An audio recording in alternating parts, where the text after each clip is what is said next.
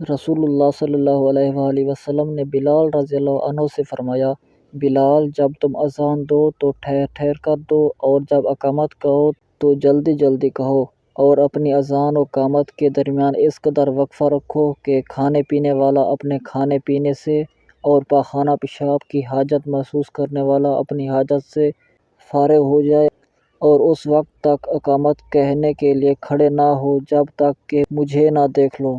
جامع ترمذی حدیث نمبر 195۔ نبی اکرم صلی اللہ علیہ وآلہ وسلم نے فرمایا، اذان وہی دے جو باوضو ہو۔ جامع ترمذی حدیث نمبر 200۔ رسول اللہ صلی اللہ علیہ وآلہ وسلم نے فرمایا، اذان اور اقامت کے درمیان کی دعا رد نہیں کی جاتی۔ جامع ترمذی حدیث نمبر 212۔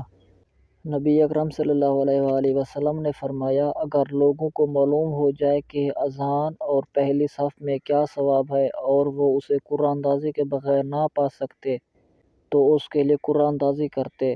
جامع ترمذی حدیث نمبر 225۔